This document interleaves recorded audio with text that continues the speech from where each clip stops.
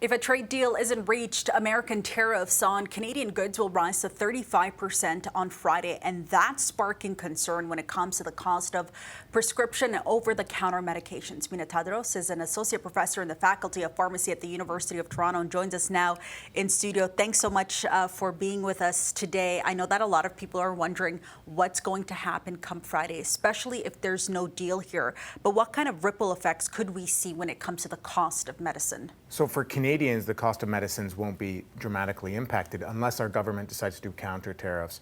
So, a few months ago when this whole ordeal began, what we started seeing is our own government considering counter tariffs, and the pharmaceuticals were one of the things on that, given the amount that we import from various countries, but especially the United States. And so if that happens, I think it'll be concerning. We're urging people not to put that on the table. I think considering how important medications are and how much our governments and insurance companies spend on those. But directly on day one, post-tariffs, there won't be direct impacts. The thing we are worried about, though, is what happens to the supply chains. I know many people out there have been seeing news about various different shortages, and this has been a problem for the last 10, 20 years or so and continues to get worse. So what we're really worried and monitoring is when those hit, are we going to start seeing things being strained in the supply chain? And that's, I think, where Canadians can be concerned. It won't happen the next day.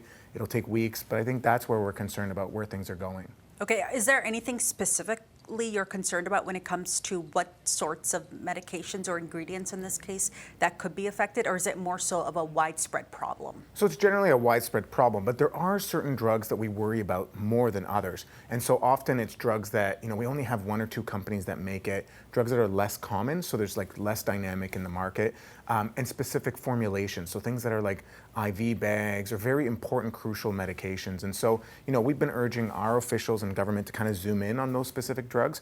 But again, it's a little too early. As everyone knows, every day it feels like everything is changing. So We're just monitoring, and I think we're just ready to react when things come up. It's a little too early, as you say. There's also a cloud of uncertainty anytime tariffs are mentioned, where we don't have a sense of just how much that impact would be. But experts like yourself are keeping an eye, especially when it comes to medications and the impact on that. This week, we also heard some pain-relieving meds are running low here in Canada. So I know that you said it's hard to tell, but are you kind of concerned or keeping an eye on any shortages particularly?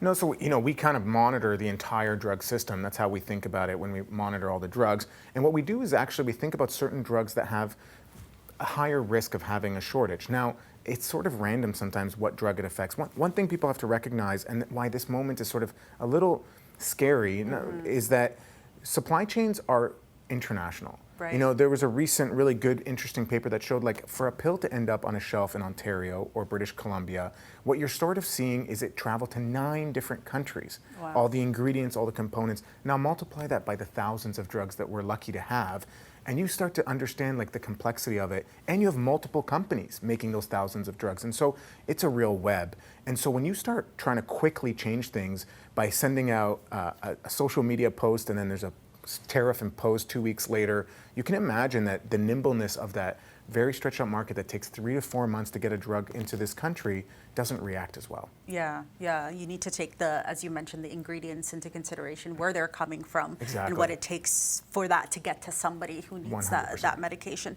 Do you have any advice for consumers at this point? We talked about it being an uncertain period of time, but also, is there a reason to panic?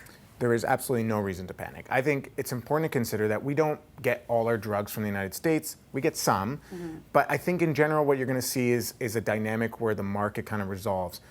There's no reason to go and start stockpiling anything. There's no reason. It takes months for these things to happen, and we often have very early cues that things are happening, and we have a runoff period. With that being said, if this is just in general for shortages that happen, the first stop you should be making if you hear that your drug is on shortage, go to the pharmacy, talk to your pharmacist, and don't show up the day your drug is run out. Come a few days earlier and say what options are. For the vast majority of medications, we have lots of different options. We can switch patients, we can compound. There are things to be done, so there's no reason to panic. And I think this is just, us sort of saying, let's keep monitoring this, let's watch this to protect Canadians, and let's come up with strategies to make sure that we're not beholden to one single country when it comes to our drugs. Okay, great advice there. Nobody panic out there, but just keep an eye Absolutely. on things for now. Mina Tadrous, thank you so much for coming here today. Thanks for having me. I appreciate it.